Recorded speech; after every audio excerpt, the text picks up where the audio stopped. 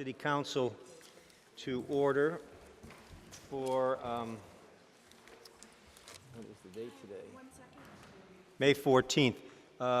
This meeting is recorded audio and video. Councilor Cox, go ahead.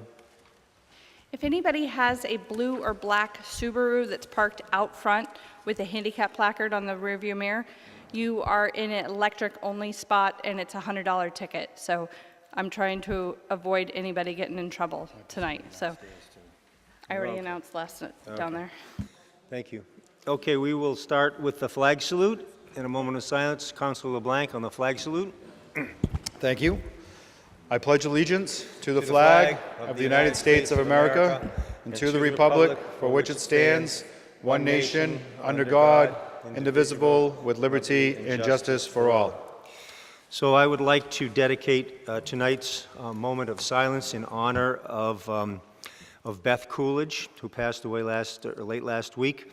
Beth has been a tremendous supporter of our city in so many ways, in many of the organizations that we hold dear, the dog park and the Open Door and the Addison Gilbert Hospital among them. And her generosity of spirit represents the best of our Gloucester community, and we will always honor her memory. So a moment of silence for Beth Coolidge.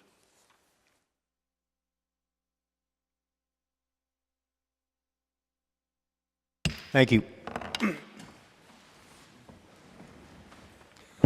So we're going to just take things a little out of order tonight. We normally have oral presentations first and then presentations, but we have a special presentation tonight by the Gloucester High School environmental class on sea level warming, sea level rise. So we'll have that first, and then we'll have oral communications that's open to public comment about anything that's not on our agenda. So with that said, Rachel, do you want to introduce? Good evening. Thank you so much for having us tonight. My name is Speak right into the mic just like that. All right. Thank you so much for having us here tonight. My name is Rachel Rex. I'm a Gloucester High School teacher, and I've brought some students from the Environmental Issues class, which is dually enrolled with Endicott College. We worked on a project seeking relief from storm surge and sea level rise with Liz Duff from Mass Audubon and our class. So again, I'd like to thank you for the opportunity. I have 3 students with me this evening. I have Thad Fulmer, Ryan Argentino, and Sydney McKay, who are going to give you some excerpts from our presentation. Thank you. Thank you very much and welcome. Hi, I'm Thad Fulmer. And yeah, we're just here, like Ms. Rex said, to talk about the effects of sea level rise, which is a worldwide thing, but specifically how it's affecting our town. We're not going to be too long, so I'm just going to kind of go through it and kind of just get to the gist of it all. But even just this first page, the storm we had 2 Marches ago, the sea level rise and the storm surges that we had, a lot of stuff got flooded, and this is of Good Harbor. And the bridge, as many people know, got totally destroyed and ended up next to the road. So sea level is rising ultimately because of climate change, and ice melts in the Arctics. And when ice melts, it displaces more water, and then as a byproduct of that, more water is in the ocean, and then it rises and it affects the entire ocean and all the oceans. And also the water is heating up due to climate change and global warming, and as the water heats up, it takes up more space because of how the chemical structures work when anything is heated up. And another reason is pumping water from underground aquifers for irrigation and home and industrial use, so things like farms and things of that sort of thing. That's another reason that sea level is rising, because a lot of that water ends up going to the ocean. So yeah, and we also have, individuals have a big effect on the sea level rise because of how we affect climate change, from driving our cars to the food we eat, using electricity generated from fossil fuels, and more. We directly and indirectly create a carbon footprint that contributes to climate change and global warming, which affects sea level rise.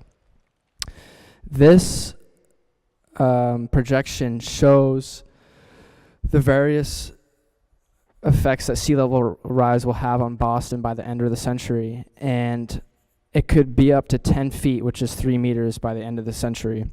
And after a few days in our environmental issues class, we spent about a day or two looking at just even 2 to 4 feet of sea level rise and how it would affect our town using a site level and a meter stick. And we saw that many streets, even after 2 to 4 feet of sea level rise, would be greatly affected. And as this projection shows, the low emission scenario and the medium emission scenario both will have up to 5 to 8 feet by the end of the century. But what we're doing now is the high emissions scenario. So that's what we're doing now. And if we continue to do that, then it'll be up to 9 to 10 plus feet. So this is some pictures of when we went out and measured what streets and houses would be affected by the sea level rise even after just 2 to 4 feet. This is just different pictures of us doing it. So we're going to go through some of the different areas in Gloucester that will be affected and the different businesses and streets and houses and neighborhoods that will be affected. So some questions are, what socially, culturally, and economically important areas are vulnerable? What habitats will be affected? Will the coastal flooding in Gloucester cause environmental and health hazards? And what can the community do to make the downtown Gloucester area safe from coastal flooding? So this is downtown Gloucester. So the boulevard is super high likelihood of flooding, being that it's right on the water, and even after just if there's a lot of swells, sometimes it gets flooded a lot, especially when there's a lot of waves. The high school and Essex Ave, which has a lot of different businesses, all of that can easily be flooded. And as we saw 2 marches ago, the causeway was totally flooded. And the school was too, the parking lot of the school. Fort Square and the Chamber of Commerce would have to relocate because it'd be inaccessible. And many homes on Fort Square and the Beauport Hotel and just a ton of different businesses will be affected by this. High School, Fort Square, Rogers Street. Rogers Street has lots of businesses like Latitude and Machaca's and a bunch of different places. And they're all so close to the sea level, so they're really vulnerable. And these are just different roads. So this is, these next few are some groups that I wasn't in, but I'm just going to kind of skip through these pretty fast. These are just showing some maps of the different parts that will be affected by the sea level rise, which could happen just within the next 10 to 20 years. And it's already happening now. Just like when I look out my window, I live right next to Good Harbor Beach, I can see at high tide, there's less and less beach. And it's definitely, I know it's affecting, there's like this bird species that's growing there that is being affected by that too, because the tide's coming in so high. So yeah, this shows Rocky Neck. The light blue is where just after 4 feet, all of that would be underwater in the light blue sections, like right over here. So yeah, these are just some other groups. I'm just gonna skip through these, but it covers different parts of the West Gloucester. Yeah, and these are some different roads. Atlantic Street, there's hundreds of houses that are vulnerable in all different parts of Gloucester that have, many of them have high likelihoods of being flooded. So some of the suggestions we have, I mean, we don't know exactly how to fix this. It's a kind of a worldwide thing even. But warn the community, so we're here doing this and spreading awareness. Prepare shelter for people who may lose their homes, like a lot of homes that are right on the sea level or very close to the sea level. Those will be affected, so we have to warn those people. So this is Riverdale, and I'm going to hand it over to my friend Ryan Argentino and Sydney McKay, and they're going to tell you about Riverdale and how that's going to be affected. Hi, I'm Sydney McKay, and the group I was in did Riverdale. So looking at Riverdale, the important questions that we had going into it was, is the city working on a project to ensure safe placement of future city establishments? And if so, what? So not building on these vulnerable areas. Is the city putting money towards establishing something to keep the city safe? And we're going to talk about what will happen if we don't have a plan in place for when the sea level rises or at storm surges. So here's a map of Riverdale. So on the 1 foot side, you see that the bridges is flooded. There's 2 bridges flooded, and then down in Veterans Way is a very vulnerable area. And just from 1 foot of sea level rise is going to be flooded. And especially at 4 feet, those roads will be unaccessible. So for vulnerable streets, the most vulnerable streets are Washington Street, Wheeler Street, and Veterans Way. And as I mentioned before, Veterans Way is very vulnerable as it's like a low income place for people to live. And if it gets flooded, and when it does get flooded, we need to have structures in place to help pay for it. Luckily for Gloucester, our hospital and our supermarkets are high, so those won't get flooded. But our middle school and businesses in around Lobster Cove and Captain Hooks are all very high risk of being flooded. We're going to lose 2 bridges that affects going to school and going in and out of town, and businesses all around there. So our suggestion is to build higher seawalls and extend the existing walls around the Riverdale area. We had an idea that maybe taxes could be heightened by a couple of cents to put the money towards the wall. And we should build the walls before it's too late, and it's too late to stop the sea level rise, because we need to stop it before it before it starts and be proactive. And another area that another group did was in the Little River area. So this is the maps of what would be flooded. And you can see the Wellspring House, the Little River Mart are all high, and then West Parish Elementary School is medium, and the commuter rail is low. And here it is again. Essex Ave has a high risk of being flooded, and there's a lot of houses and businesses there. And I'm going to hand it over to Ryan for the conclusion. Hi, my name is Ryan Argentino. I'm just here to sum this whole presentation up. So in conclusion, it is our hope that we move forward. We can work with the city to figure out a proactive idea and plan to figure out our issue, as we are a community that was founded on the water, and more importantly, a family that was established with fishing and living life right by the water. Last year, Gloucester High School representatives were invited to the Coastal Resiliency Workshop, and we hope to cultivate the relationship between the city officials and Gloucester High School students to further our action. It is clear that many of the sites and locations that local citizens cherish in Gloucester could potentially be underwater fairly soon if no action is taken. We hope that together we can raise a warning for the future and try to think of solutions for each part of Gloucester. We are grateful for the concerned citizens, educators, and politicians of Gloucester who have supported this project and explained what Gloucester is currently doing in the face of sea level rise and climate change. Together we can change the world, but most importantly, together our community. Thank you.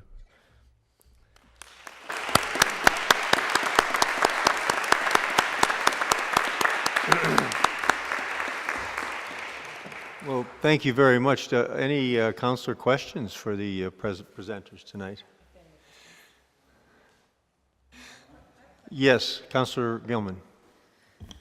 So I'm intrigued. I was at that June 2018 workshop here with 64 officials and board members and some of the students, which was great.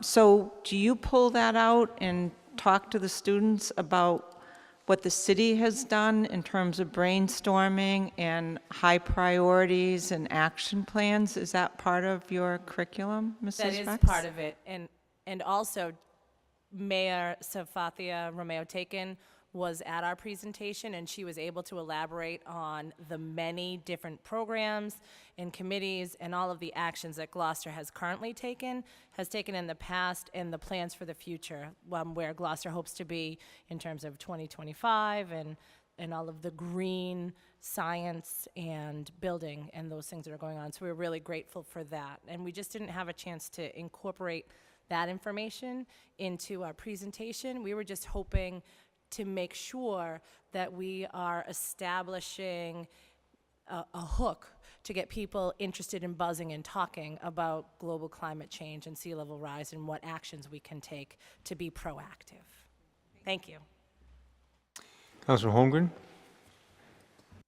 It isn't a question, but it's just a note of thanks to you, Mrs. Rex, to Liz Duff, and to all of you students. We are incredibly grateful for your work and your research, and we are all in this together. And the fact that you're thinking about this and studying it so thoroughly is heartening.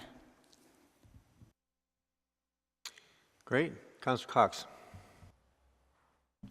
If it would be possible to get a copy of this presentation sent to the clerk's office so we can read through it a little bit more and look at the visuals a little bit more, that we would appreciate it.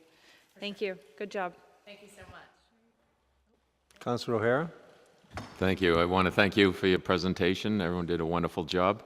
A question, obviously, your school, Gloucester High School, where do you see that as far as with the additional rising tides?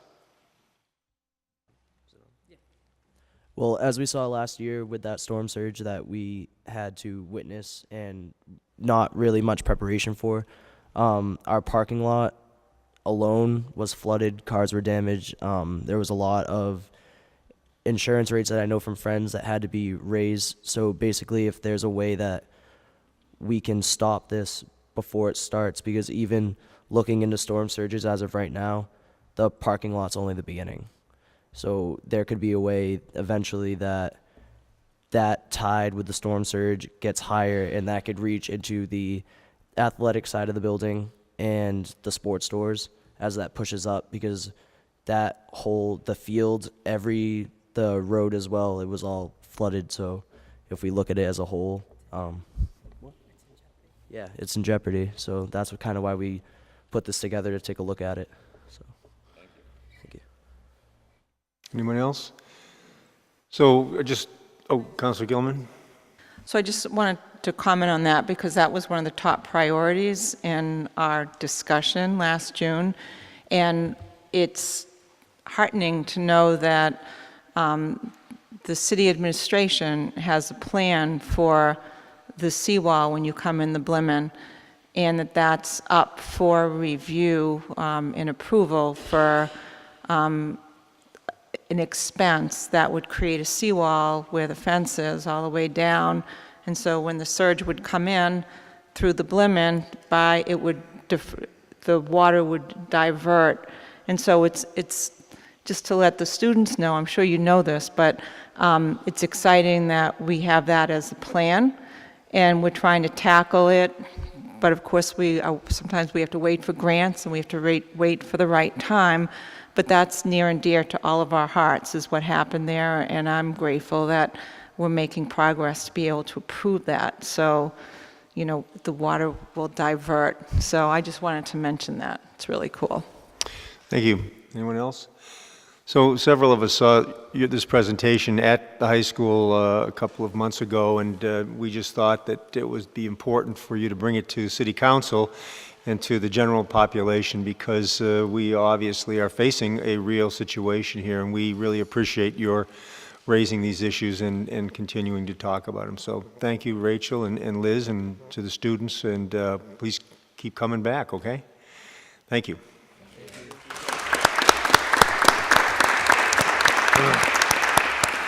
So, Madam Clerk, next order of business. Next order of business is oral communications. So, oral communications, the public shall have the opportunity at every regularly scheduled meeting to be heard under oral communications on matters not appearing on the agenda.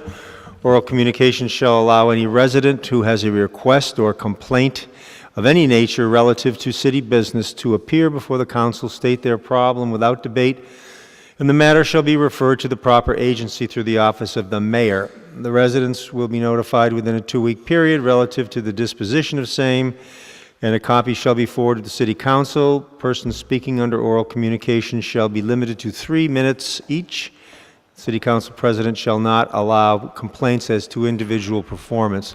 So first off, we do enforce the 3-minute rule strictly. Secondly, I know we have a lot of people here that probably want to talk about the proposed location of the school at Green Street. Anybody who wants to speak, feel welcome to speak. You don't have to. We will, at the end, take a show of hands.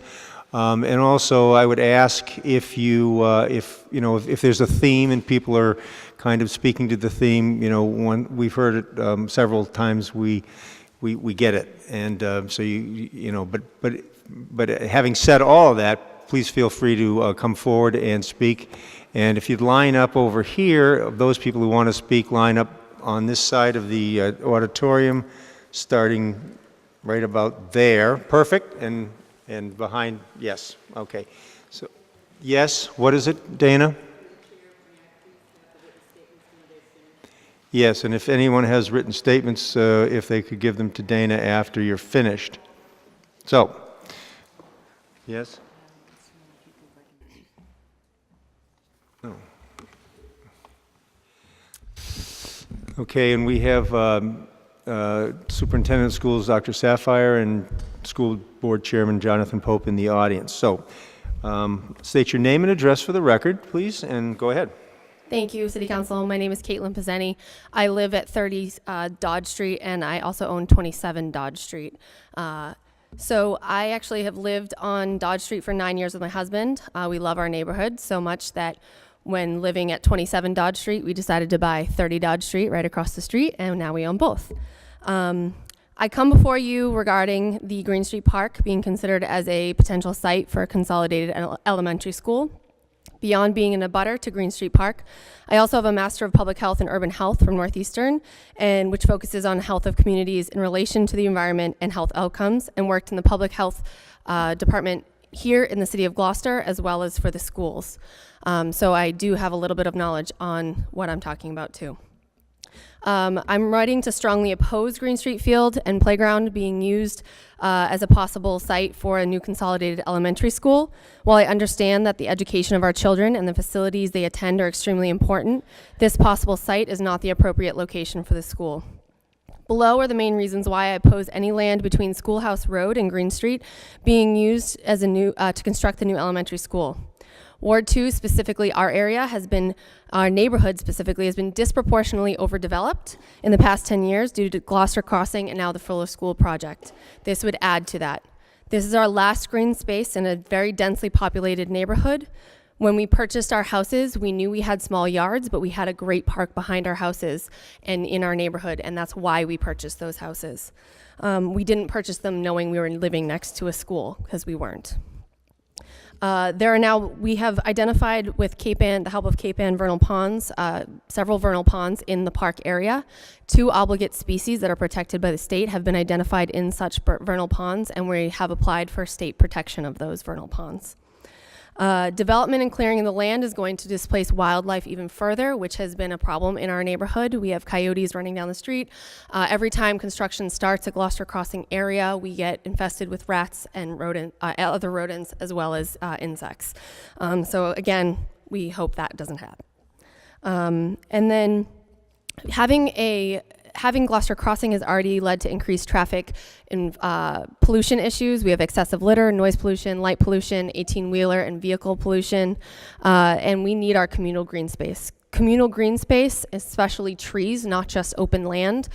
Trees actually reduce noise, they reduce heating and energy costs, and they overall help the general stress reduction, mental health, and physical health of the people that live in those neighborhoods. I actually included some studies in my letter that you will all receive. There are public health studies that show the increased benefits to people who have a neighborhood park, which if this is used as a site, we will not. I know they're saying that there'll still be fields and stuff, but it's not public use. If people have young children who want to go to this park during the daytime during school hours, they're not going to be able to do that like they do now. And then finally, just one more thing. I work in a business and own this business where you can get tickets from an arcade. And those tickets, there's a little girl and her brother. They were recently just in there, and they wanted to get stuff with their tickets. When they were looking at our prizes, they saw the ball that was a higher amount than they had. They said, let's save these tickets and get that ball so we can go to Green Street Field. I'm not even kidding you. I'm the one that has been organizing this, and they said that right in front of me. This park is very, very important to our neighborhood. It's very important to this community. I know we can find a better location for a consolidated school if needed. I have a recommendation of where I think could be used in that letter. So if you could read that, I'd be happy to discuss that further. Thank you very much for hearing us. I also have collected over 250 signatures on petitions against using Green Street Field. Thank you very much, Caitlin. Would you give that to Dana? Next, please. Name and address for the record, please. I'm Linda McDonald from 18 Ledgemont Avenue. Okay, and if you could just speak right into the microphone like that. Better? Go ahead. More of an emotional. Caitlin did a wonderful job presenting a lot of facts and interesting ideas. But you have perhaps noticed, as many have, that when the proposal for a new school in the area near the old Fuller School is brought up, the first comments people make are, why not use Fuller or the fields we had? What a terrible waste and what poor planning that has led to the destruction of that school. People throughout the city are still outraged. And the typical response to the outrage and comments that I have heard is something like, that is the past and that cannot be changed. Now we are looking ahead to what can be done for the future. The discussion then proceeds to the new plan. But what is the new plan?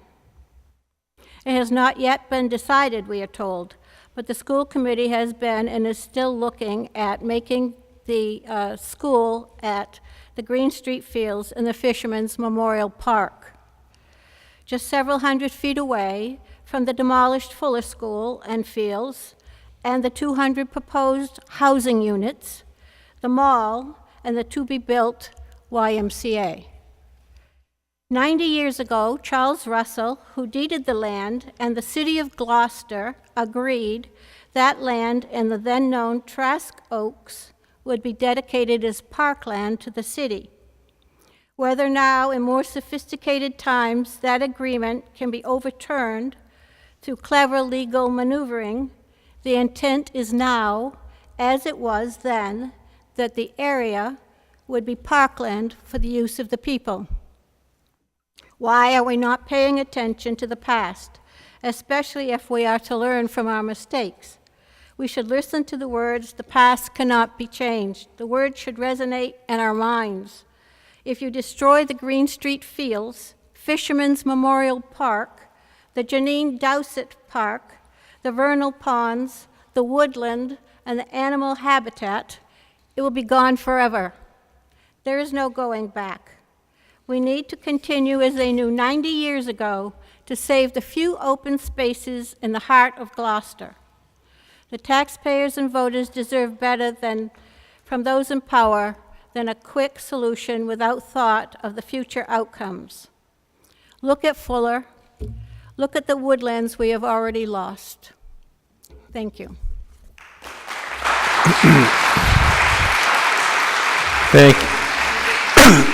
Thank you. Name and address for the record, please. Yes, Mary Ann Albert Boucher, 93 Mount Pleasant Avenue, East Gloucester. Good evening, members of the City Council. The people of Ward 2, Green Street, and the surrounding neighborhood are here this evening to speak on behalf of their dedicated Green Street Park, playground, and field. I am a Ward 1 resident whose family has lived next to the East Gloucester Elementary School, and I mean next to, for 59 years. I, like the Green Street residents, have a dedicated playground dedicated to the children of East Gloucester in memory of Lieutenant Arthur Maxwell Parsons. U.S. Flying Corps dedicated the playground in 1937. This man lost his life while in the military.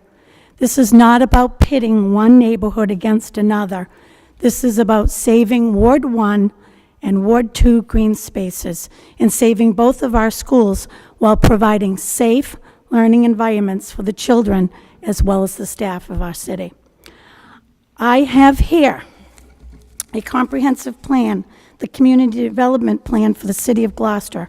Gloucester's Open Space and Recreation Plan started in 2001. It's dated 2010 to 2017, and it states, quote, "The vision of this plan seeks to preserve and protect city assets and residents' values. The intent of the plan is to develop processes that will preserve the character of the city by including methods for identification of special places and city assets. These places are city assets that we need to preserve and are on this plan."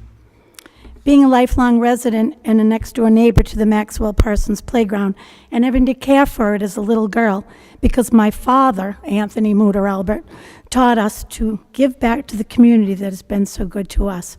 It was our job to take care of it and take care of it seriously. So seriously that I'm standing here 50-plus years later trying to protect it now.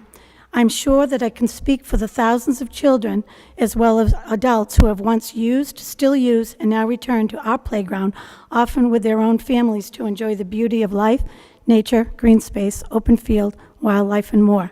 We love our playground just as the Green Street people love and appreciate theirs. Fuller is gone, done deal, forever no more. But that is not the case with East Gloucester Elementary and Veterans Memorial. Not yet, anyway. 2 schools, one in Ward 1 and one basically in Ward 2, schools that, let's face the truth, have been neglected. Whether it's due to the money or improper management along the way, they are in need of major innovations. The school committee declared that they no longer want to fund or take care of 2 schools, but instead want to take care of one, and feel that Green Street may be the proper place for it. Green Street, how ironic, 500 feet from Fuller, the school that our school committee, I was there, closed because, quote, "It's too big for elementary children. They belong in smaller settings." So, here we are now. Let's build a new consolidated 440-plus student body school with an estimated 100-car parking lot next to Gloucester Crossing. Plans were designed for the new school on the current site. On the current site of the East Gloucester site. The current East Gloucester site would need more acreage if the 440 students were to attend there, acreage that is currently we do not have. Next plan, rebuild East Gloucester School for the 230 student body. While that plan is appealing, if the city accepts the MSBA funding, the school would need to be practically doubled in size, again destroying a good amount of the Maxwell Parsons Playground. Gone quite a bit over your time. Can you finish it up and give your statement to Dana for the record? Well, I left the building committee last week more confused than ever. None of these plans are conducive to any of the neighborhoods. Are we rushing to make a decision that we will regret later? I believe so. The school committee informs us that they will not be making the decision as to decide the plan, which must be presented before October 23rd of this year. But that's the building committee's decision. Shouldn't we have an understanding of how our community feels before we put this out to vote? Seems like we're putting the cart well before the horse. Okay. I'll just leave this one Thank you. Thanks very much. As usual. Okay, well, you got neighbors ready to talk. They're 3 minutes too. So, name and address for the record, please. Hi, my name is Laura Jardulo, and I am a resident of 2 Ocean Avenue in Gloucester, Magnolia. I come here to talk to you about the proposed school as well, and I'm actually referring to the plan to lose Meadows Field. I am a member of the Cape Ann Women's Softball League, and I know that many other softball and baseball leagues depend on that field, and it is a great asset to the community to keep that going. It keeps kids off the street, the junior leagues that play there. It's a great way to keep our community happy and healthy, and losing that with all the positive energy that the Light Up Meadows committee put towards fundraising to get those lights that were put in there. It was over $200,000, and to see that be lost within a few years, all the pain and hard work that went in by the city itself would be such a terrible waste. But the same goes for the Green Street location. It's such a great community outdoor space, and we need as much beautiful plush greenery as we can. So that being said, I just want you guys to really reconsider the proposed locations of those as you're moving forward. Thank you so much for your time. Light ups made us going. Thank you very much. Next speaker, name and address for the record, please. My name's Don Moody. My wife, Janet Moody, and I own 17 Dodge Street, which abuts the Green Street Park. I was told to prepare something in writing, and City Council members, Gloucester School Committee, and Mayor Thakin, in order to formally protest the taking of Green Street Park to build a school to combine veterans and East Gloucester Elementary School, these are my thoughts. Being at the top of Portuguese Hill, the changing of roads, adding of sidewalks, increased traffic will be aggravating to all residents. The removal of trees is an unnecessary and shameful way to treat that park and bad for aesthetics and wildlife. I believe these students should temporarily go to St. Anne's School for the rebuilding of the original schools. Parking garages at these locations could be built and serve for additional parking. I also am concerned that tax increases from spending may be an unnecessary burden compared to rebuilding the old schools. The sports, sledding, cross-country skiing, and dog walking are important to the community at Green Street Park. In closing, I don't believe putting two 200-plus student schools together into a 400-plus school will appeal to most students. They should remain in the size school they have been accustomed to going to. So I'm encouraging everyone who listens, when it does come to vote against taking the Green Street Park and making a large school there. Thank you. Thank you very much. Next speaker, please. Name and address for the record. Yes, my name is Sean Gadboys, 2R Green Street. I come before you opposing this. I think there's better options and better solutions. My house currently resides right on the basketball court, so I see pretty much everything that happens on a daily basis there, how much it gets used and how much it doesn't get used. Our park gets used enormously. From all the sports, from all the kids, the families, the mother meetings, the sledding, the dog walking, everything. If you people make this decision, it's going to be destroying our neighborhood. It's going to be destroying our community. What we have up there is an asset. It's a hidden treasure. And I ask you, please go up there on a Saturday or Sunday this weekend when it's going to be beautiful out and see how much it gets used. It's incredible. I've been up before the school committee, and I've also brought up Article 97, which has to relate to any dedicated parks, and I believe it has to go before the state legislative and need a 2/3 vote. So before any decision is made, I'm pretty sure legally that has to go that route. Again, I agree with everything that everybody is saying here, and I just beg of you, please, let's find another solution than this. Thank you. Thank you very much, Sean. Next speaker, name and address, please.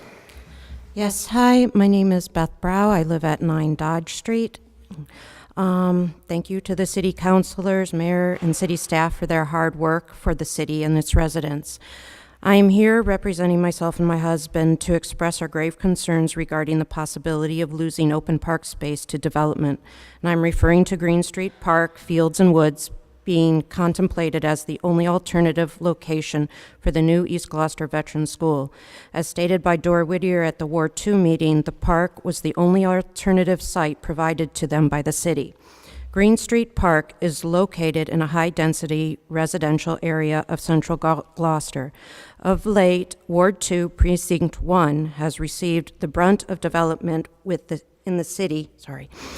current Gloucester Crossing, its finalization inclusive of drive-throughs, and the Fuller mixed-use venture, which will bring in the YMCA, additional stores, and 200 apartment units with minimal green space. There remains the possibility of an assisted living project as well.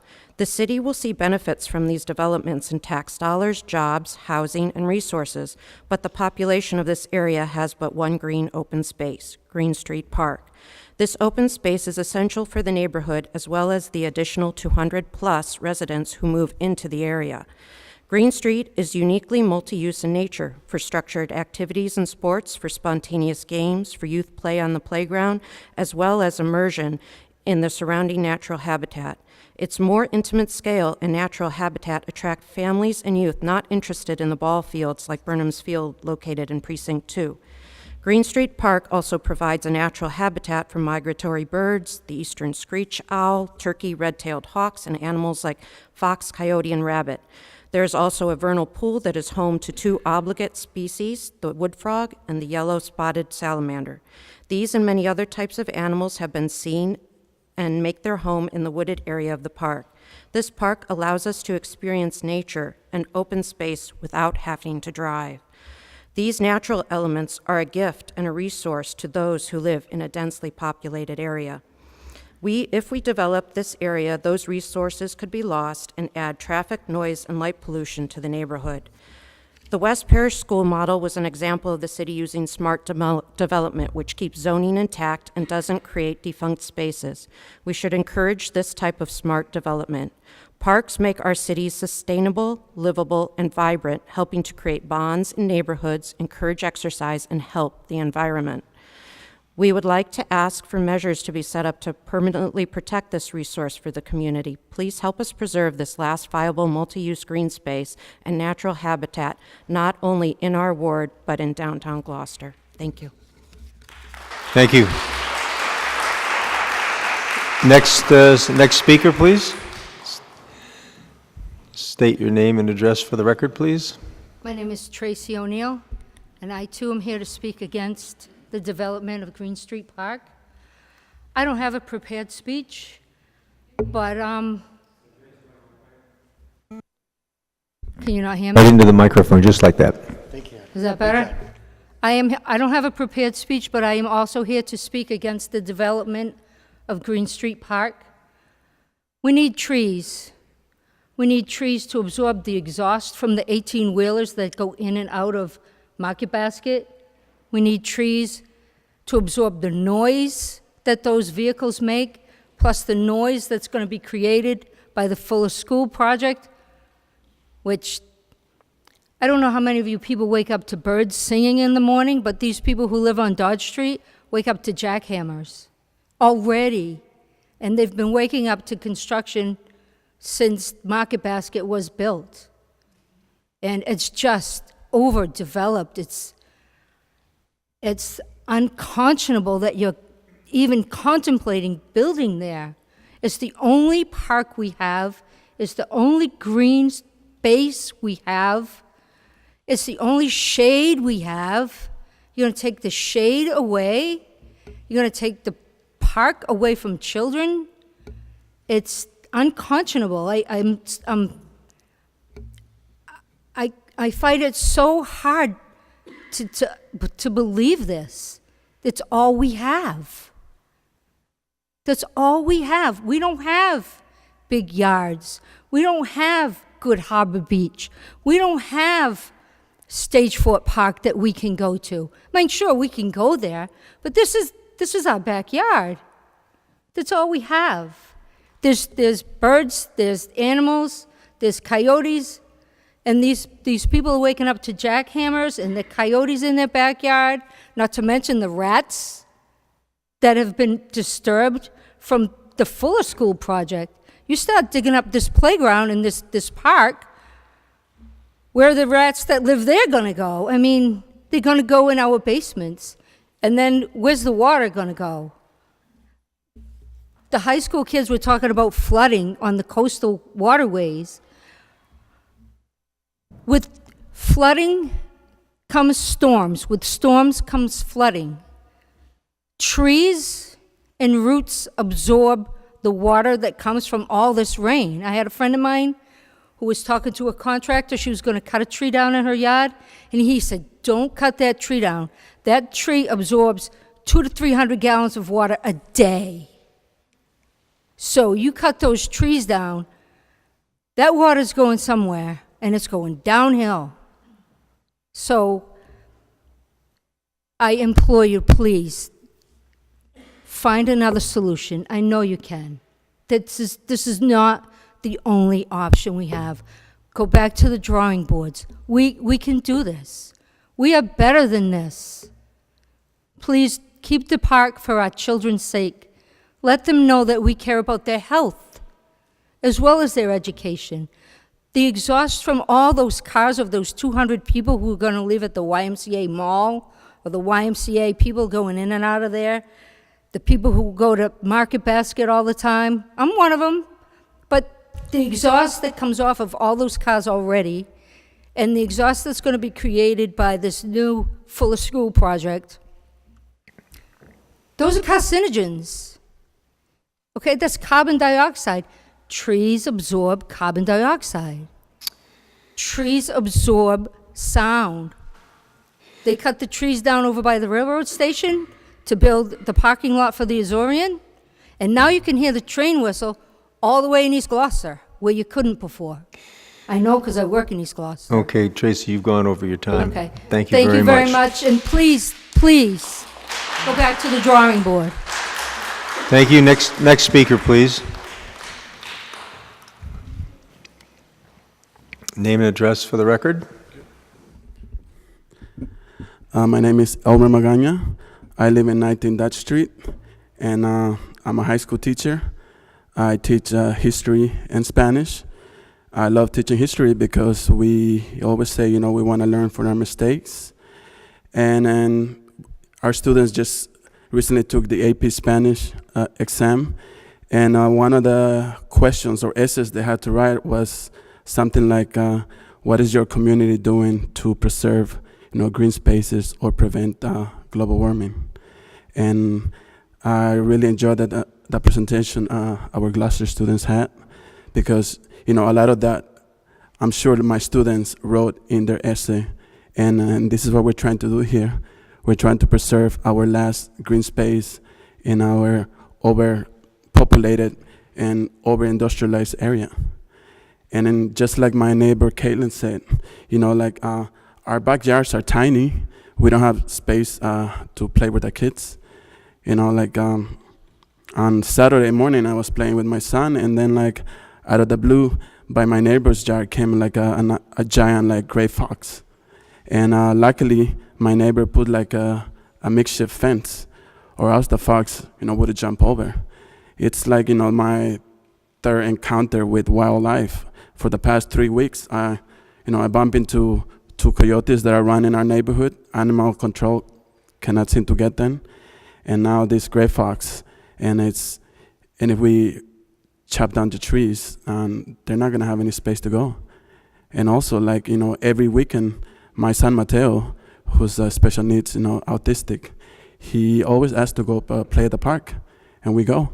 You know, he even takes his JetBlue plane, that he likes to call it, and he flies it all the way from our house all the way to the park. And, you know, we pretend that the park it's like an airport or something.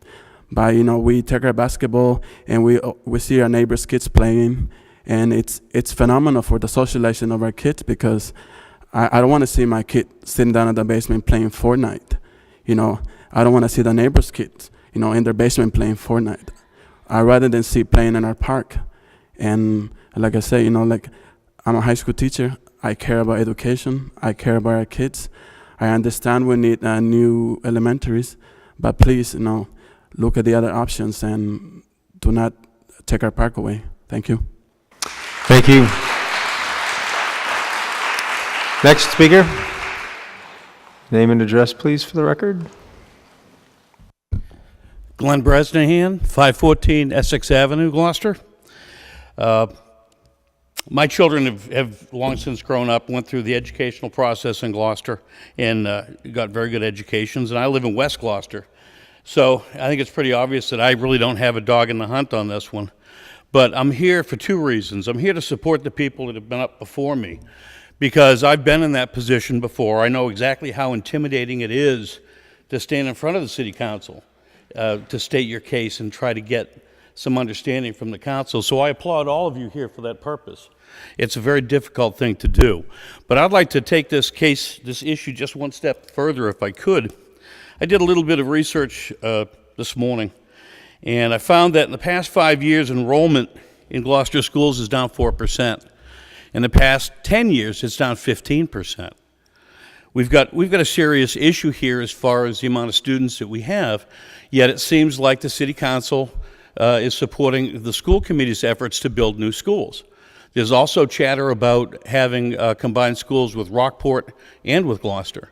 So I'd just like to ask for the City Council to work with the school committee and maybe draw a deep breath and just back up a little bit. We're all on this path to spend so much money to build brand new schools, but we don't have the students to fill it. So I think it would be wise, if we talk about moving forward and we talk about planning ahead, you talk about the high school and how, it was, honestly poorly designed in a floodplain. That should never have been. But it is, and we have to deal with it. But I think we have an opportunity ahead of us here where we can actually take a look at the future, look at the downward trend in students, because it's not going to increase. I think we all know that. So why we rush to build brand new schools in places that take some of the urban area and some of the local playgrounds and things that really the community is enjoying. I don't understand why we can't just take a step back and take a look more to the future and plan a little bit better. Thank you so much. Thank you very much. Next speaker, come forward and identify yourself. Hi, my name is Sarah Doucette. I live at 32 Trask Street. My son Anthony here and his friends use the Green Street Park. They enjoy the park for sledding during winter months, riding their bikes, playing basketball or soccer, and exploring the woods that are there. Using this park as a new site for schools, there has to be a better way. I'm against the Green Street Park as a site for the school. My house is 3 houses up from the Fuller School project. Every morning we hear the jackhammers and everything, and we're in an already high traffic area with both cars and by foot. There has been an increase of trash in our neighborhood due to this. Please keep our park as is, as a park for our children. It is a green space, and my son here enjoys that park with his friends. Don't take that away from our youth. Thank you. Thank you. So before the next speaker comes up, Anthony, I would just like to thank you for appearing before us tonight. We really appreciate it, and we really are very mindful of our obligation to you and your friends is to do the right thing. So thanks for coming. You're welcome. Okay. Okay, next speaker, please, name and address. My name is Jillian Amaro, is that on? And I actually live on Hart Street, so I don't really have any invested interest in where it goes. My children go to East Gloucester, I love it. What's that? Oh. Just talk right into the mic, Jillian. All right. 1 inch.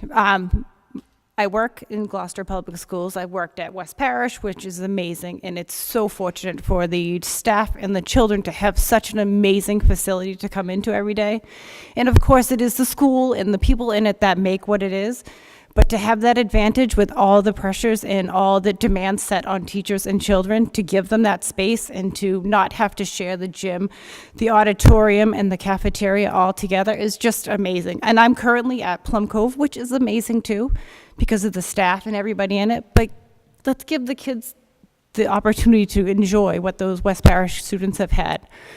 I've also been on the committee for Light Up Mados. I've helped raise the money. There is no answer. Well, there is an answer. There's just no easy answer. And I'm sure you're taking that all into consideration. I'd like to thank you all.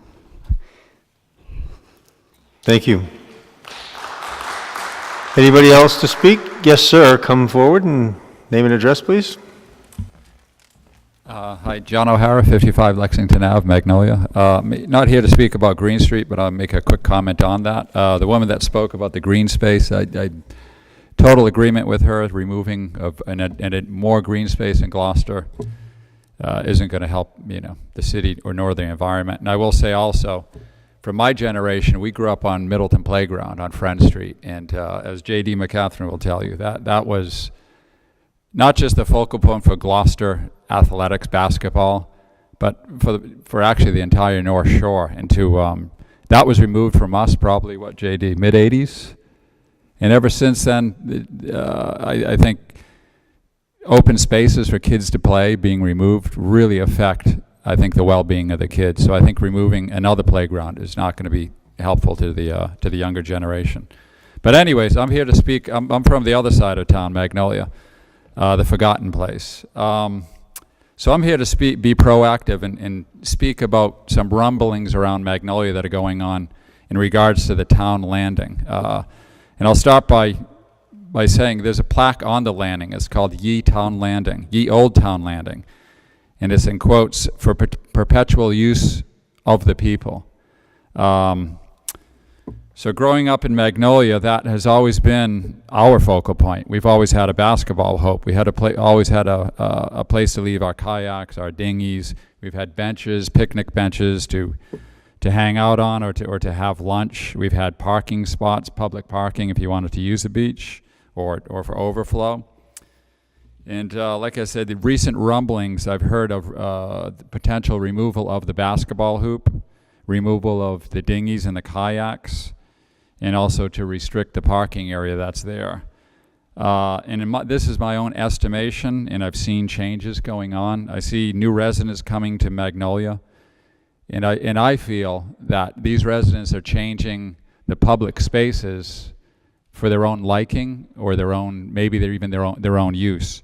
And so I'd like to ask the City Council to be aware of that. So if in the future, which could be very soon, these things are asked to be removed, I think you have to give some consideration to the residents of Magnolia that have used this place publicly for so many years, and not to forget what it says on the plaque, for the perpetual use of the people. Thank you. Thank you. Okay, anybody else for oral communications? So before we wrap this up, since we've had a lot of very thoughtful talk about Green Street, I'd just like to have a show of hands for those who are here. The show of hands would be, please raise your hand if you are not in favor of using the Green Street location for a new school. Okay, Steve, keep your hands up because we want to take a count.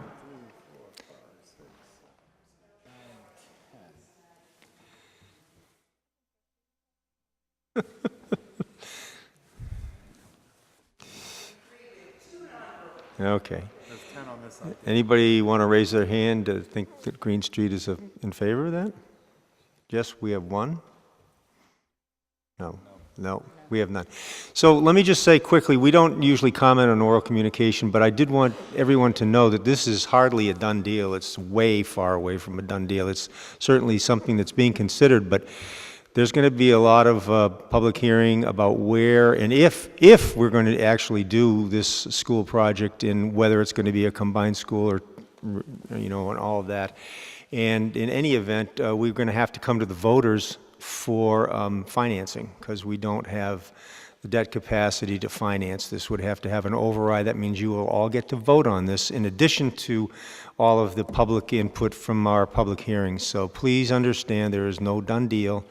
And we really take to heart what you said about that particular location, and we will do the right thing by the citizens. So thank you for coming. And Madam Clerk, next order of business. Next order of business is the confirmation of new appointments. Confirmation of new appointments. Councilor LeBlanc. Once again, thank you everybody for coming this evening. We have a few people this evening. We have the Fisheries Commission. We have Captain Salvatore Sam Novello. Is Sam here? How are you? Ordinance Administration voted 3 in favor, 0 opposed to recommend that the City Council appoint Captain Salvatore Sam Novello to the Fisheries Commission, term to expire 2/14/22, and I so move. Second. Moved and seconded. So Any, Captain Novello's been on, in his resume, he's been on the ocean for 10,000 days. He's been a family fisherman, generations, owned several boats. I think he's going to make a really good improvement or board member to the Fisheries Commission with his knowledge, and hopefully bring that knowledge to them to steer us in the right direction, so we have a fisheries and a fisheries commission in the future. So, thank you, Sam. thank you, Captain. Anybody else? This is a simple majority. All those in favor say aye. Aye. Opposed? Thank you. Thank you, Captain. Thank you for agreeing to serve. Next, we have the licensing board. Melissa Texera Prince. Ordinance Administration voted unanimously to recommend that the City Council appoint Melissa Texera Prince to the licensing board, term to expire 5/31/23, and I so move. Second. So, Moved and seconded. Melissa's downstairs, and she has a full house for the licensing board, so I told her not to bother coming up. We all know who she is and what she does for our city, so. Yes, Councilor Gilman. Yeah, I want to just kind of back up what Councilor LeBlanc just said. I worked with Melissa for 6 years on the school committee, and I work really well with her, and watching her commitment in this short period of time as an interim has been phenomenal. I mean, she's really trying to learn all the ropes, and she's on top of her game, and I really think that this recommendation to appoint her is excellent for the city. So I just wanted to say that on behalf of Melissa. Thank you. Thank you. Anyone else? Okay, it's been moved and seconded. All those in favor say aye. Aye. Opposed? Thank you. Next. Next, we have the Zoning Board of Appeals, Adria Pratt. So Adria was before us last year as an alternate member, so this is just to make her a full member. I told her she didn't need to be here because she was here before us not too long ago.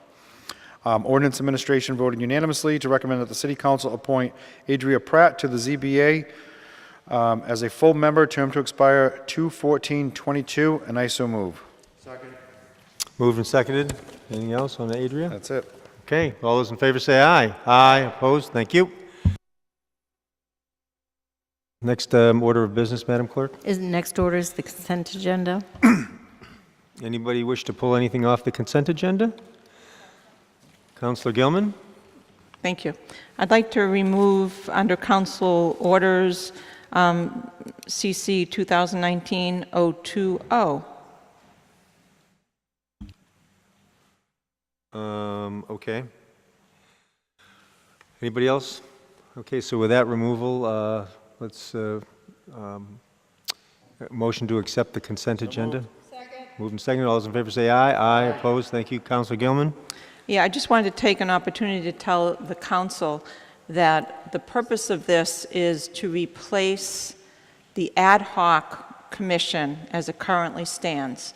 The ad hoc commission is currently the Dogtown Advisory Commission, and it was established as an ad hoc. And the feeling here is that this needs to become a board, a city-appointed board that has the strength of like Magnolia Woods and Waterways and the other boards because of the importance of this.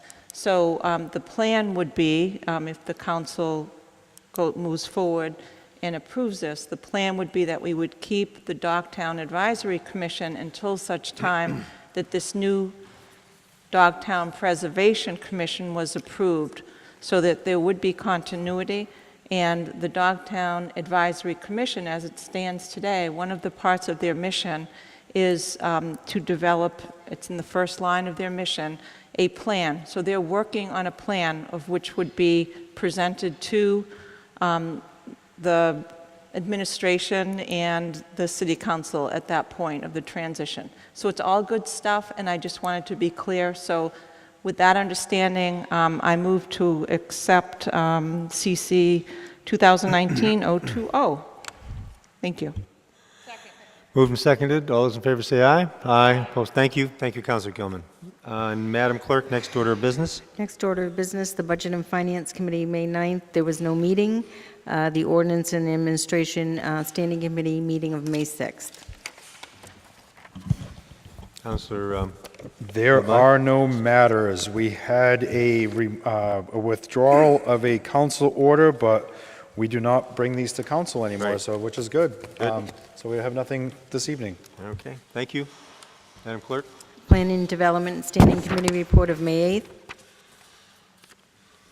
No matters to report, but I would like to make sure everybody has thoroughly looked at the minutes because we voted to approve an ad hoc for the purpose of studying affordable housing within assisted living residents. And we had a very dynamic conversation, and Greg Catamatori is aware of our plans. We discussed it. He wrote us a letter in advance, which we discussed at the meeting. And it's a collaborative effort, and I think the minutes speak for themselves. So I just wanted to mention that to the committee. Thank you.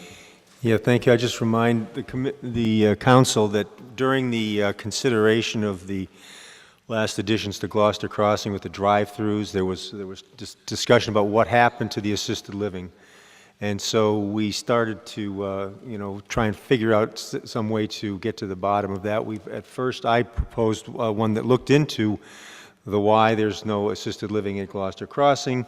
The major proponent for assisted living, Sonny Robinson, thought that if we could expand that a little bit and talk about assisted living and affordability as it pertains to our housing production plan, that she would think that would be an even better solution. So that's what we've done. So this, what Councilor Gilman has described, will go forward. We'll have some studies and we'll bring it back to the council. Okay, that's it. And Madam Clerk. Next order of business is public hearing 023, loan order number 2019-003, loan authorization in the amount of $1,850,000 to abate asbestos in the Plum Cove School boiler room and improvements to the Gloucester High School field house. We'll call the public meeting to open the public meeting and ask for those to speak in favor. And I see Mr. Dunn approaching the podium. So welcome, Mr. Dunn. Thank you very much, and good evening, councilors. So this is a loan order in the amount of $1,850,000.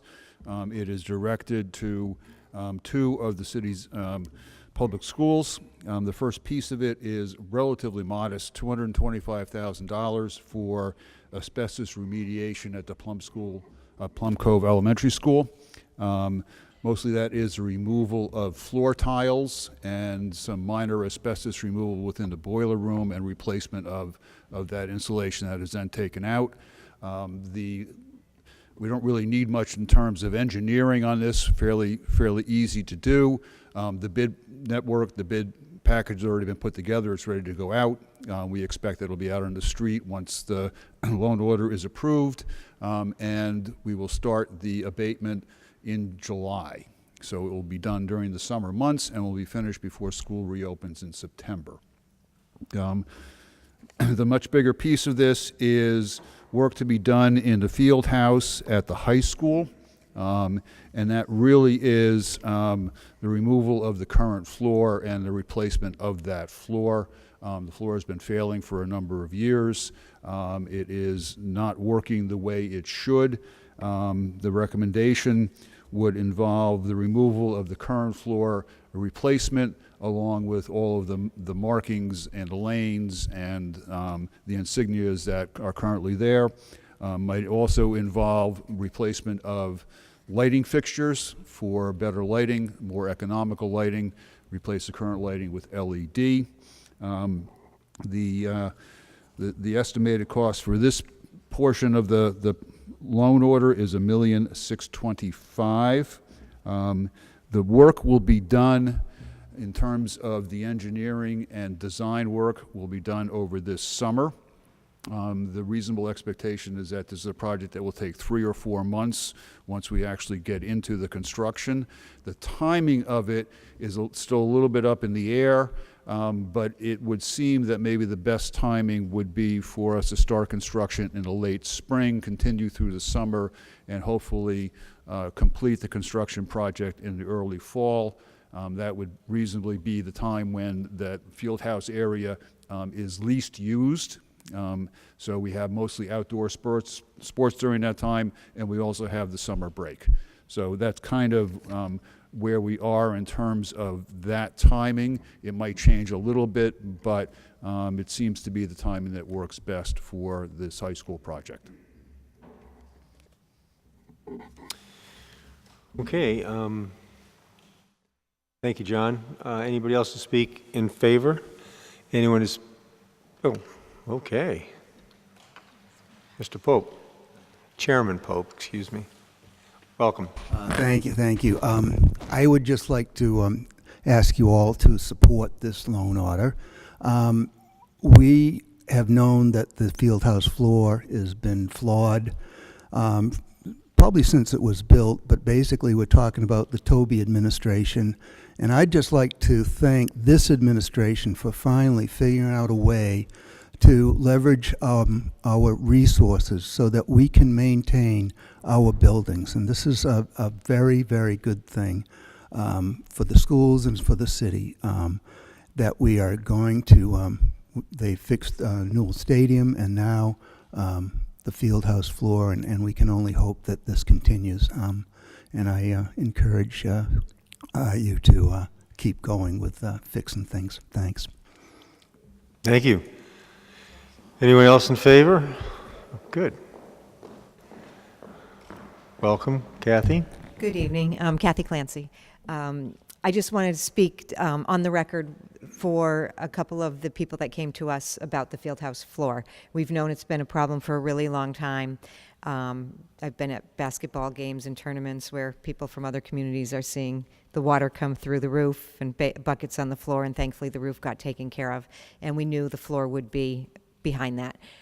It's so important. Our athletic director, scrambles to find ways to have track meets. Our children that are graduating this year have never had an indoor track meet at their own school. Jeff Destino, who is assistant principal at O'Malley, came and spoke because he's also used to be the track coach and now he's the assistant track coach, and how having insufficient or non-existent facilities inside has really hampered the program. And we have a great program at the middle school level and a lot of participation, and at the high school it drops, and it's just hard to deliver. So we are delighted that you're taking this up tonight. Obviously, I hope each one of you votes in support, and we're grateful for the administration to have put this forth. Thank you. Thank you. Anyone else in favor? Oh, another celebrity. Welcome, JD. Just quickly, I promise. John D. McCachran Jr., Poplar Park. I was part of the original field house and going through some things that happened at the beginning, unfortunately proved to be detrimental later on, and there's still questions about what is under on the floor. I hope and know that you will support this fully. But please, we have a very good group sitting behind me with the superintendent and Mr. Pope and the young lady, that when it starts going forward, it is done correctly. It was not the last time, and that's why you're sitting here having to talk about it again. And it's something that's very important, obviously, to the school, to our sports, and the other uses that it is put to. But a lot of mistakes were made the last time, but I'm sure with this good group in front of me, they won't be made the second time. Thank you. Thank you, JD, for coming, speaking. Anyone else in favor? Anyone opposed? Any councilor questions, technical questions? Yes, Councilor Gilman? So I do have a question for the superintendent. Okay. I am, one of the things that is near and dear to me, obviously, is getting this done in terms of the field house. But so I'm eager to get it done quickly. And I heard from John Dunn that you're hoping that it be done this summer, I think? Or were you talking about the following summer? And I guess my feeling is the sooner the better, because I hate to see our students have to wait for an extra year, because some of these students have never had a home indoor track meet, and whatever we can do to expedite this. So I think the note said that it was scheduled for 2020 and not this year. So I'd love clarification of what would hold it back for us to be able to get this done for this fall. Yes, and actually, so over the summer, the design work will be done. The materials will be specified, the engineers will be in, they'll be doing some test drillings to determine what is under the floor currently. So there's a fair amount of work that's gonna be done. Easiest to do during the summer when the students aren't there. The timing of the actual construction itself is really gonna be up to the administration, to the superintendent's office, the athletic director, principal of the high school. It's really how much they need to use that space and the timing of that. And as we think about it, mostly they want to be able to use that space during the winter. Late fall and the winter, they're going to be inside. During the early fall and the spring, hopefully they'll be outside. So in terms of how long it's going to take, it's going to take 3 to 4 months. Could take 5 months. So when do you want to do it? You would prefer to do it when you're really not going to need to use that interior space, which would basically say you're probably looking at April through sometime in October as being the prime time to be able to get in and do that. So yes, that would mean that we're already past the window for this particular year, and we're going to now be into basically the spring of 2020 before reasonably can be done. You know, if others decide that this is something where they, you know, can kind of clear the space for the entire winter, we could potentially do it then. There would probably be some reasonable concerns about dust, noise, smell, and everything else that goes along with that. Again, easier to do when nobody needs to get into the space itself. Any other council questions? I should mention one more thing, and I'm sorry I didn't mention it earlier. Both of these particular projects are on the big list of projects that have been identified by Doran Whittier as things that we need to address. They're not necessarily at the top of the list, but they are on the list. We recognize that. Particularly the asbestos abatement is something that once we've been notified of the asbestos and a potential issue, we do have to take care of it. Thank you. Dr. Sapphire, did you want to speak? We would love to hear you speak too. Thank you very much. I'm going to repeat, but hopefully amplify a little bit of what Mr. Dunn was saying. I've spoken with Doran Whittier. I've spoken with the athletic director and with the principal. If it were to be expedited, the best projection that Doran Whittier can provide is that it wouldn't be done before January or early February of next year.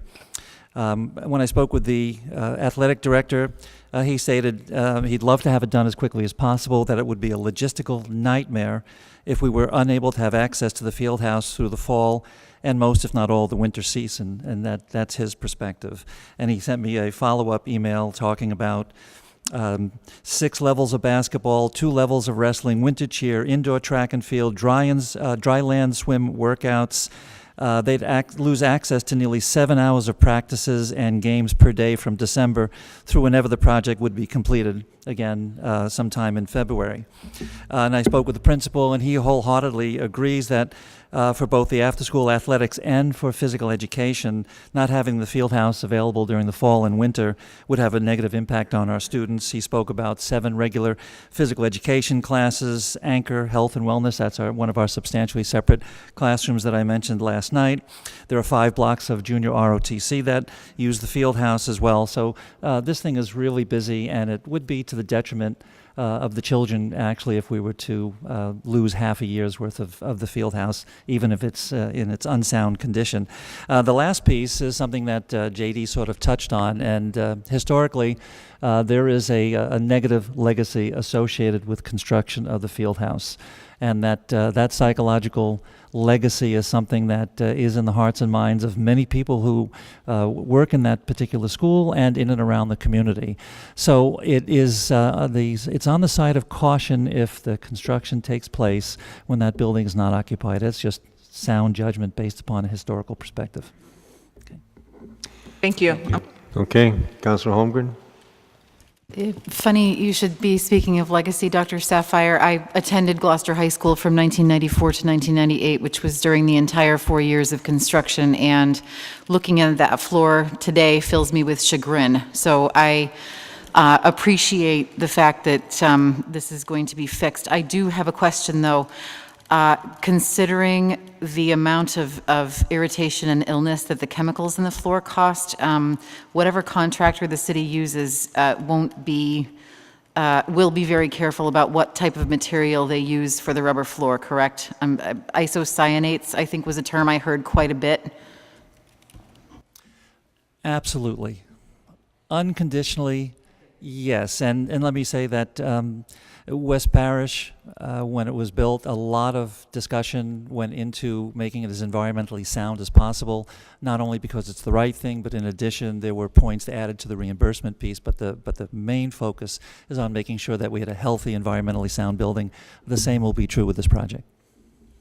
Thank you very much. Anyone else? Councilor O'Hara, question? Yes, I have a question for Jim. Jim. The other Jim? This Jim.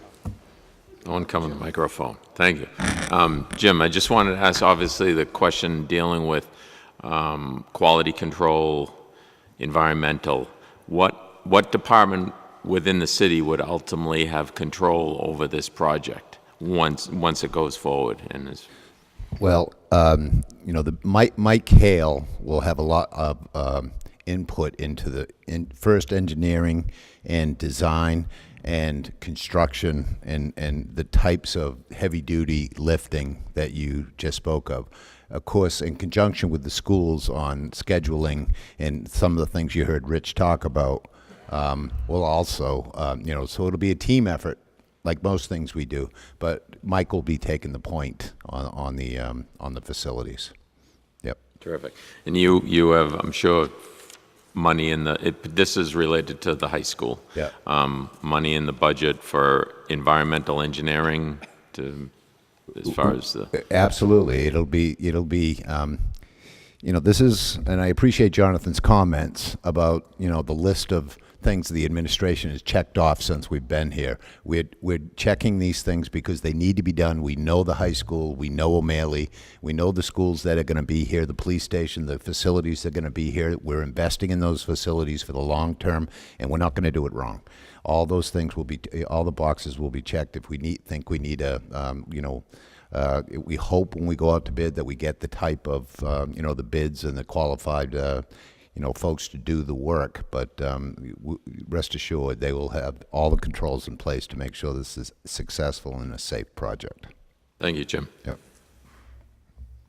Other questions? Any communications? There are Oh, we none. already do that. I'm sorry. Okay, close the public hearing. Call for the committee report. Councilor Cox. Thank you.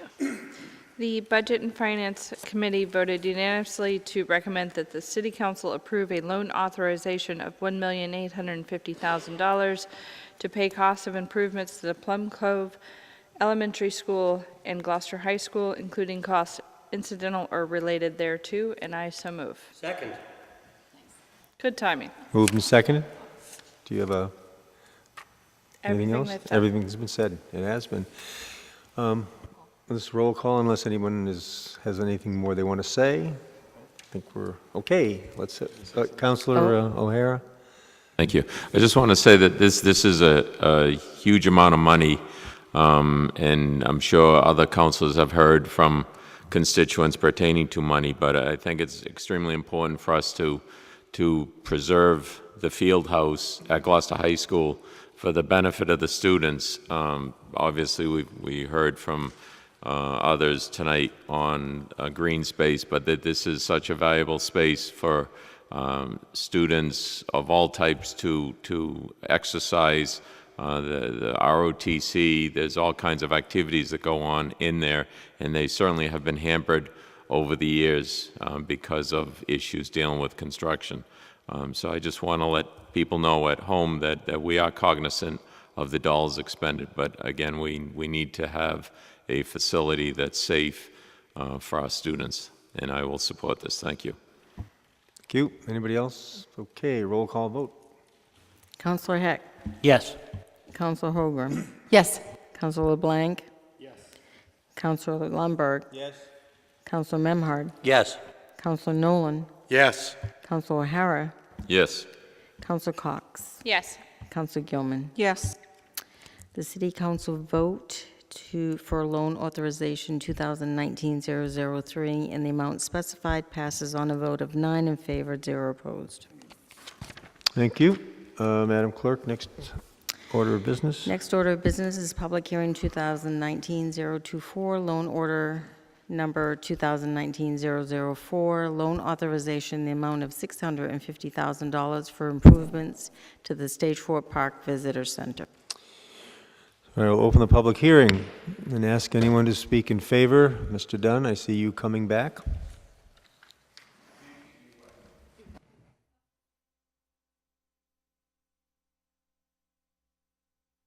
Good evening again.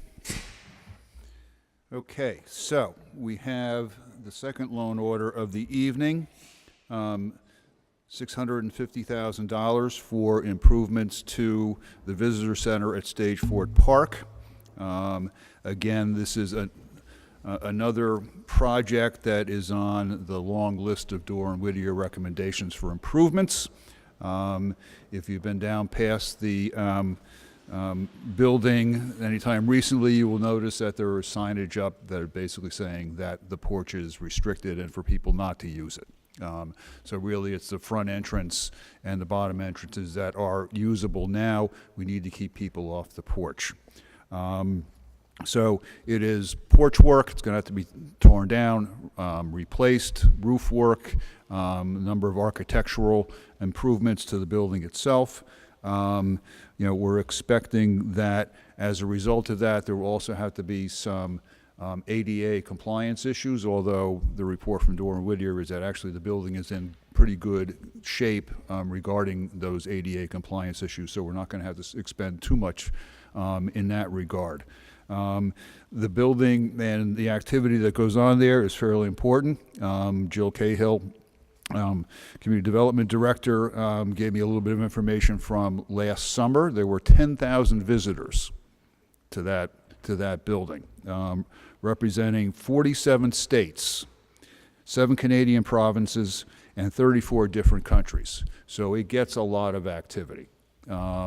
Again, the timing of this is a little bit at issue. We really can't do anything now. It's a 3 or 4 month project. So the plan is at this point is that the plans, the engineering, the design work will be done over the summer, and then we will get in there immediately as soon as we can in probably late September, and then start on the exterior work first, button that up, make sure that the envelope is in good shape, and then get on the inside and do the interior work once the weather closes in. So that's the basic plan at this point. Again, a project that's been recommended that we pay attention to and get done as quickly as we can. It does get a lot of activity and does represent the city. So it's something that we want to make sure that we can, burnish up as well as we can. Thank you, John. Before you leave the podium, did you want to ask your question now, Counselor? Yeah. With this fix, I guess we'll say, there's been some discussion about the visitor center being open longer to accommodate better weather. Right now it's usually open Memorial Day through Labor Day, is that correct? Yeah. Yes. Roughly. Is it true that there's no heat in that building? That I don't know. There's a fireplace. Yeah. I don't think there's heat. There's no heat? Okay. If when doing this, if we could take a look at what it would cost to plan for heating this building for future use. Well, we could certainly take a look at it and add to it. Again, it's a fairly big building, but you wouldn't necessarily have to heat the entire building. Right. and reasonably it could probably be done with electric as opposed to some type of heating plant, some type of boiler.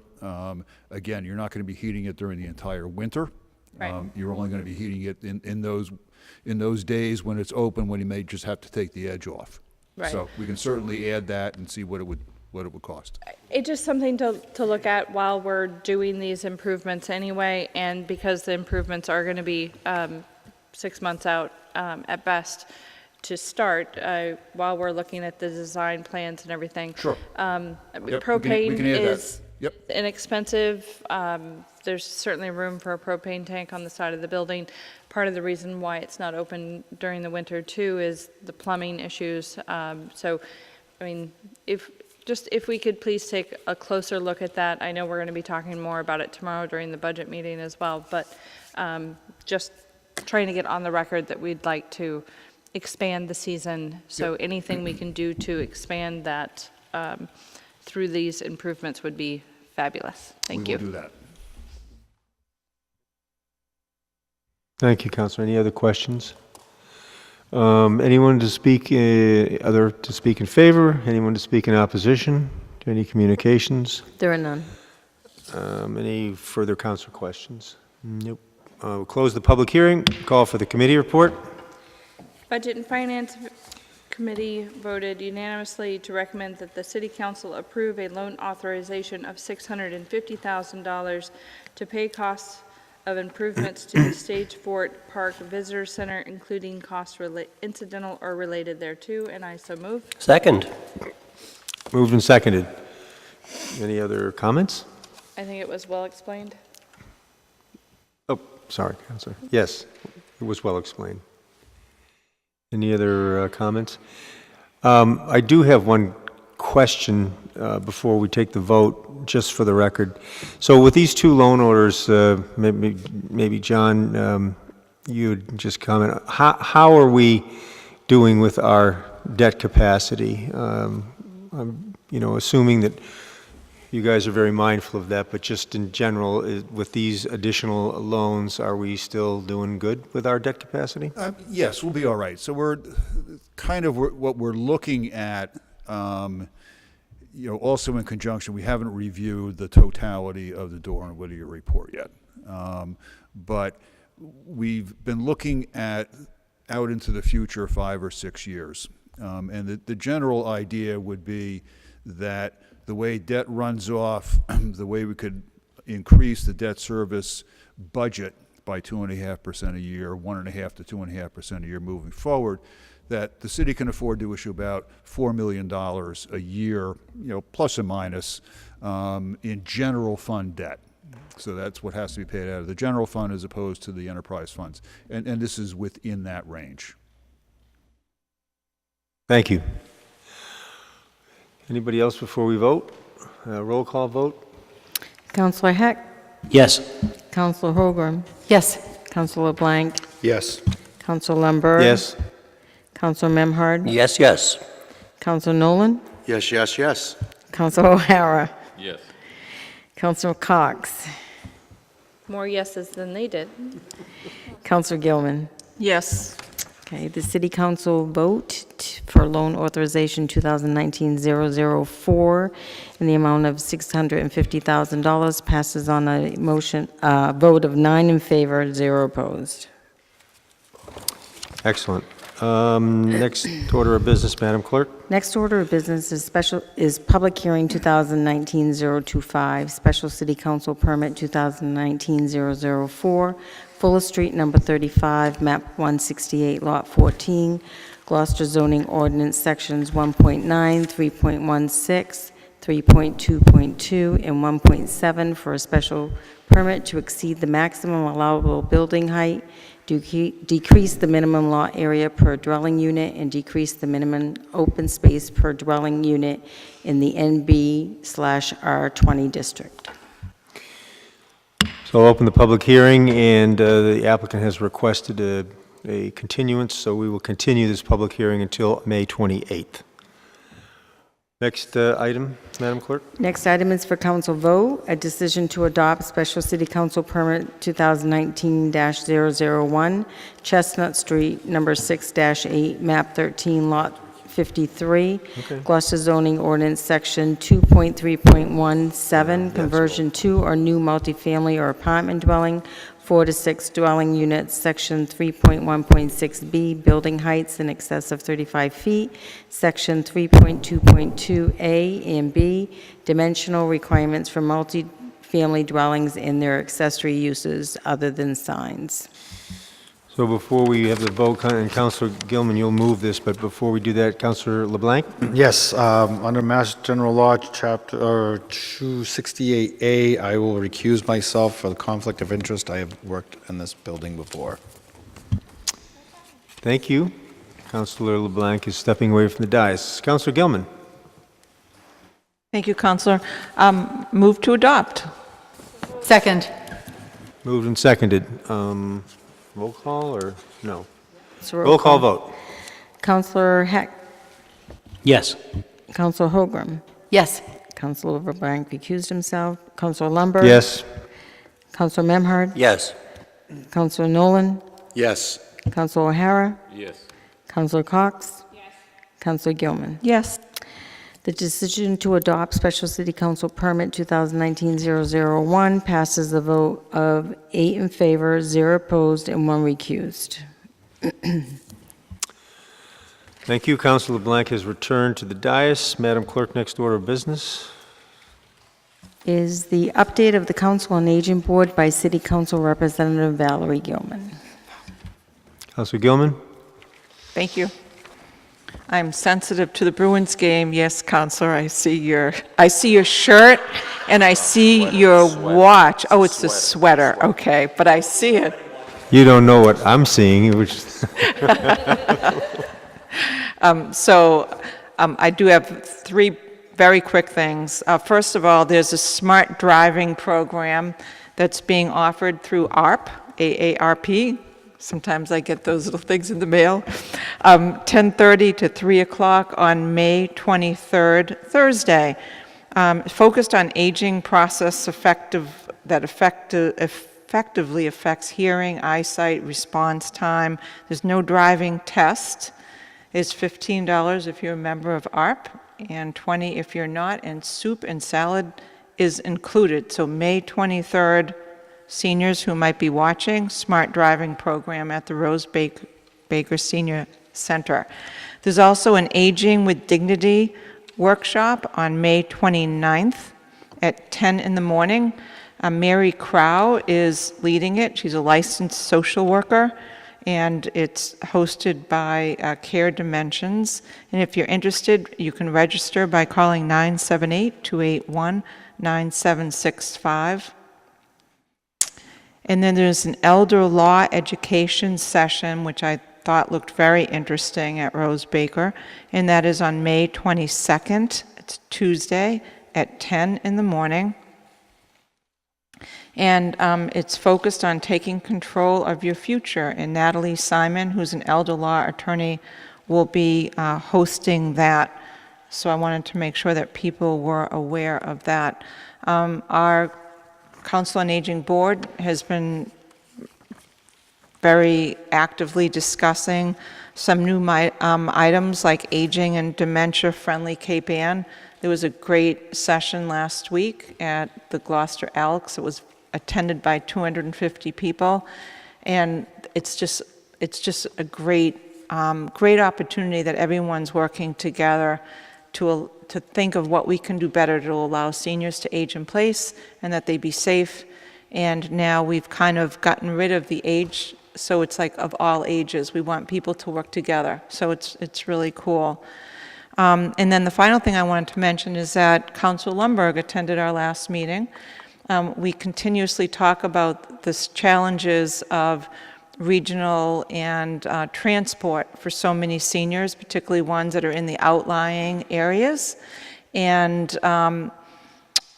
he's been very active in a statewide task group, and at some point, I'm sure he can expand and tell us more about it, but we wanted to enlighten the Council on Aging Board, including Karen Carroll, because we're all working on the same grants of what he is learning at the state level, because there's some opportunities that we might be able to take advantage of, and so that was very helpful. That he attended the meeting. So when those minutes come out of the meeting, I'll make sure that I share them with everybody, and at some later date, I'm sure we can hear more from Council Lundberg, but it was great to have him there, and we're all looking for ways to better engage seniors so they can age in place no matter where they live. So that concludes my presentation on the Council on Aging. I encourage everyone to read the monthly newsletters. The place is alive and well and exciting, and I just wanted to thank you for listening. Go Bruins. Thank you, Councilor. Okay, last order of business. Councilor's request to the mayor. So we'll start with Councilor Holmgren.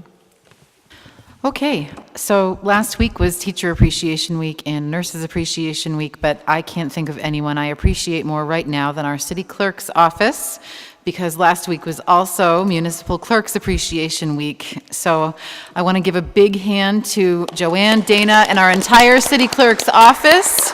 This city would come to a grinding halt if it weren't for all of you, so thank you very much. Thank you. This Thursday evening from 6 to 8 p.m. In the Sawyer Free Library Friend Room is an informational meeting regarding short-term rental law. And it applies to people, for example, who run Airbnbs. Representative Ann-Margaret Ferrante will be there, Meredith Fine will be there, and I'm going to try to go as well, so definitely consider going. Generous Gardeners is holding its annual plant sale this Saturday, May 18th from 9 to 1 p.m. at the Fisherman's Wives statue, and this is a ways away, but May 30th is Action's annual breakfast from 8:30 to 10:30 a.m.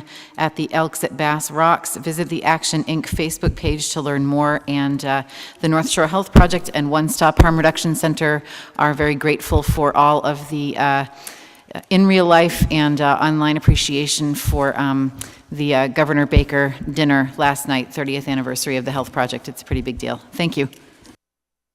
Thank you, Councilor. Councilor Memhard. I have three quick items. The first is, I'm sure all of you know, the Sawyer Free Library is holding its annual meeting this coming Tuesday at 6 o'clock. You've all been invited by various members of the board, Fran Aliberti and John Brennan.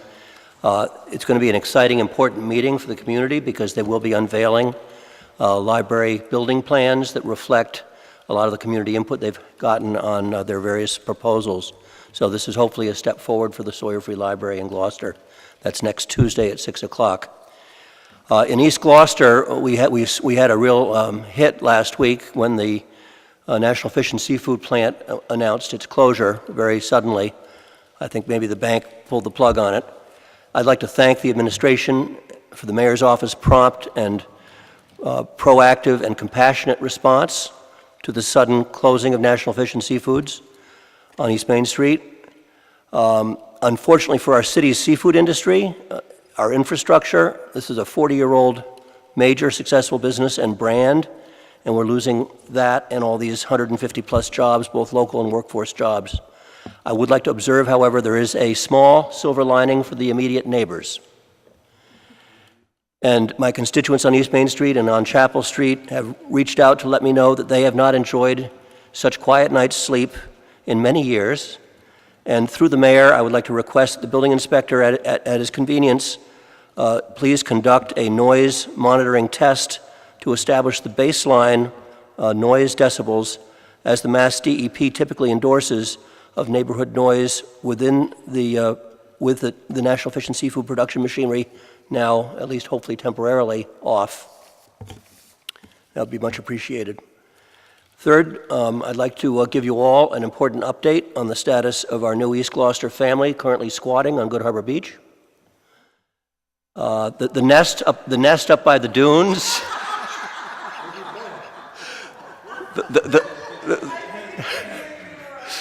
The piping plover nest up by the dunes is doing really well. They're actually, they have 4 eggs and they're 2 weeks in, and this terrible weather is giving them a sheltered window of opportunity. Dave Rimmer and the Greenbelt has erected a exclosure around the nesting area, which is up behind the big rock, to protect it from predators. It's just amazing that we are 2 weeks in already into the 4-week gestation period, and the enforcement with new signage, our cooperation with the DPW and the police to make sure that the dogs, the exclusion zone, and the feeding of gulls and litter prohibition are communicated and enforced will give these birds a real good chance going forward. So thank you all for your help on that. Thank you. Now, Councilor Memhard, we need to clear something up on this library annual meeting because I have May 20th as the invitation, which is Monday, not Tuesday. So we I did it again, yeah, thank you. okay, so it's Monday. We're agreed it's the 20th. It's the 20th. And that is a Monday. That is a Monday. That's Monday. Okay, this year. Okay, thank you, Councilor. 6 days from today. Councilor Nolan. He's good. Councilor Cox.